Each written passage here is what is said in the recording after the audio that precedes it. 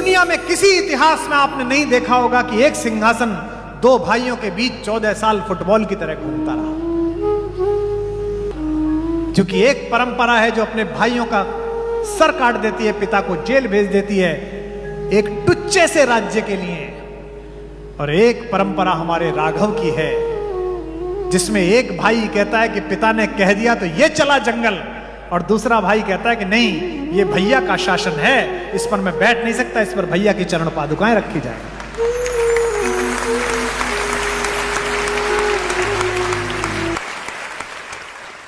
इस कहानी को यह मत सुनिए कि एक कथा है, इसका प्रतीक शास्त्र अपने बच्चों को सिखाइए। मुझे नोएडा के एक बहुत बड़े बिल्डर हैं, एक दिन उनका फोन आया मेरे पास दूसरी लहर के बाद, कुमार भाई वो जो हमारा सैनिक फार्म में फार्म हाउस है वहां अपने अपने राम कराना है 3 दिन का। 4 वर्षों से सोच रहा था, अब जाके ऐसी स्थिति आई है। तो मुझे लगा बीमार होंगे कुछ घर में परिवार में। मैंने कहा कोई हारी बीमारी? नहीं भाई साहब, एक संकट था वो टल गया, अब मैं निश्चिंत हो गया हूं, अब मैं अपने अपने राम सुनूंगा। मैंने कहा क्या? बोले वो बड़े भाई साहब से जो हमारा मुकदमा चल रहा था ना सोनीपत वाली प्रॉपर्टी का, वो मैं जीत गया हूं। भाई से मुकदमा जीतकर भरत और राम के प्रेम की कहानी सुनना चाहते।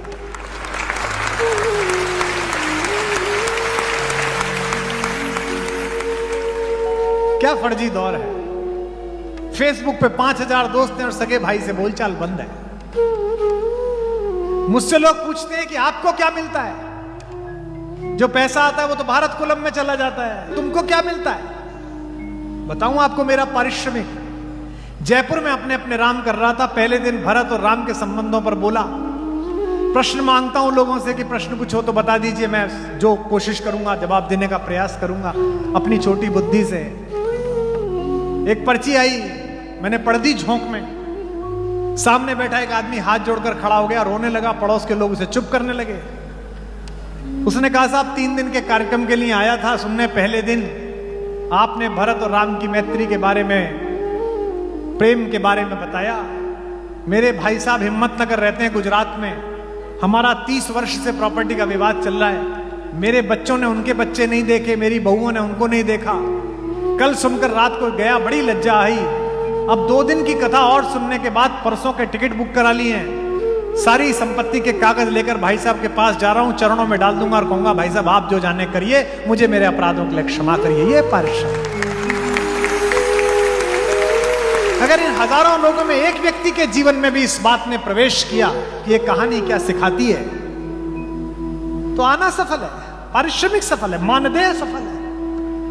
क्यों चुना विश्वामित्र ने राम को? यह कहानी प्रतीक की है, सिंबल की है। कोई भी बात इसमें ऐसी नहीं है जो कहानी के नाम पे सुना दी गई। विश्वामित्र से कहा 15 साल का मेरा लड़का है, महाराज इसे क्यों ले जा रहे हो? मुझे ले चलो, मेरी सेना ले जाओ। लेकिन विश्वामित्र तो जानते थे किसे ले जाना।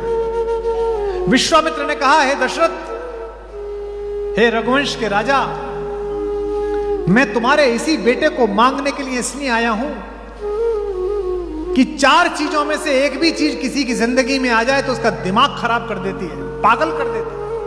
कौन सी चीजें? पहली यौवन, जवानी जवाती है।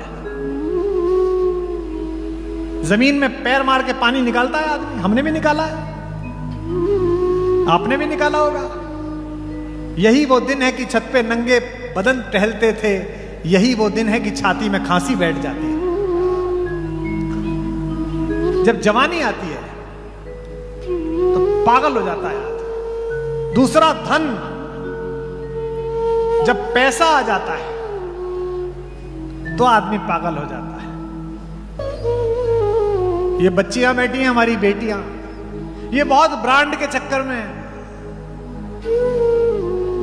लंदन जाओ तो पूरी सेल्फ रेजिडेंसी ही भरी हुई है, यहां प्राडा है, यहां गुची है। लेकिन जो दुनिया का सबसे बड़ा ब्रांड बना उसने कुछ नहीं पहन रखा था, एक वलकल पहन रखा था, चप्पल तक नहीं थी। वहीं की लकड़ी तोड़कर बनाया हुआ एक धनुष था, जंगल की लकड़ी से बनाए हुए बाण थे, और जिससे लड़ा उसके पास सब कुछ था। तो दूसरी चीज होती है धन। और तीसरी चीज होती है संपत्ति, वही खानदानी रईस।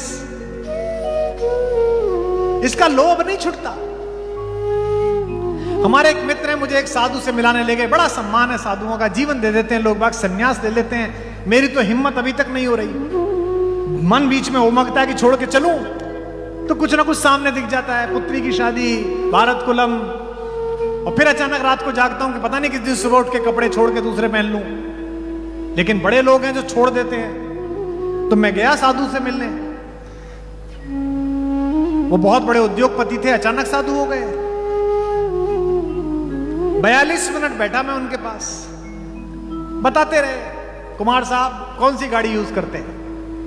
मैंने कहा महाराज गाड़ी का क्या है, किसी में भी आ जाता। फिर भी महाराज मर्सिडीज में आया था, मेरे पास भी एस क्लास थी।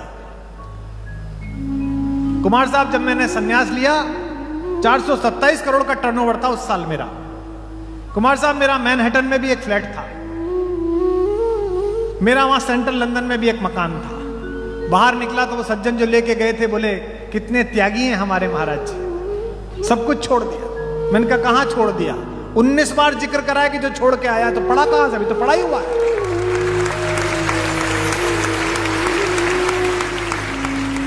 जरा सा काम करते हैं धर्म का, जरा सा दान करते हैं, पहले फेसबुक पे लिखते हैं,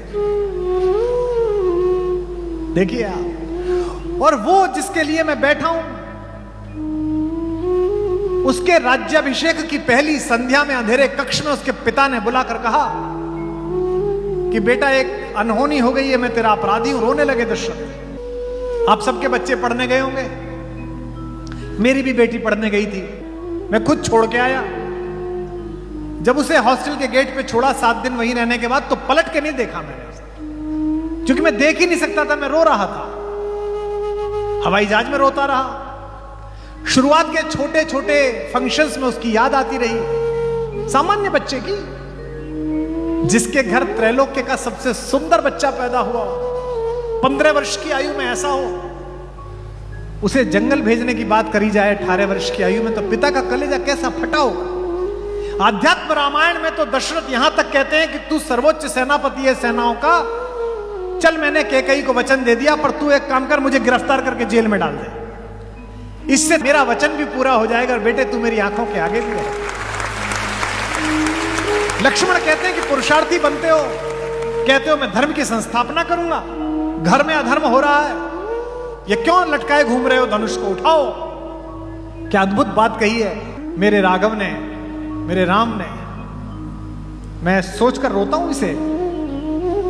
कहते हैं सौमित्र, लक्ष्मण किस पर धनुष उठाऊं?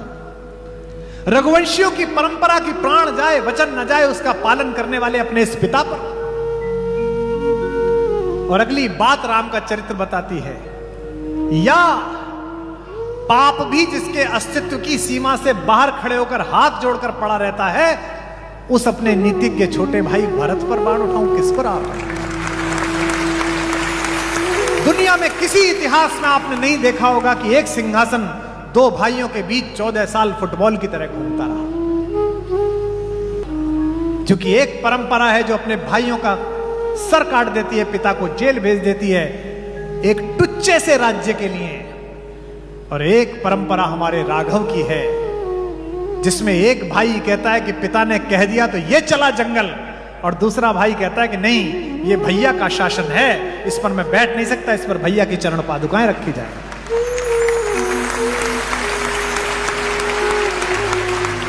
ये बच्चों को सिखाइए, ये बहुओं को सिखाइए कि कैसे श्रुतकीर्ति, मांडवी, उर्मिला और माता सीता एक साथ रहती है। जरा सा काम छूट जाए, लोग आत्महत्या कर लेते हैं। आईआईटी में बच्चे की रैंकिंग नीचे आई, बच्चे ने आत्महत्या कर ली, नौकरी नहीं लगी, डिप्रेशन में आ गया। क्यों? बाकी सब सुना था बेटा, राम कहानी नहीं सुनी थी। अन्यथा सोच के देखिए, कौशल्या ने बुलाया, बेटा क्या हो गया, शहनाई बंद क्यों हो गई, लोग रो क्यों रहे हैं, तेरा राज्याभिषेक है। तो राम ने यह नहीं कहा कि मां मेरा राज्य छीनकर भरत को दे दिया। राम ने जो बात कही उस पर 1000 सिंहासन कुर्बान किए जा सकते हैं। राम ने कहा, मां पिता ने मुझे जंगल का राज्य दे दिया।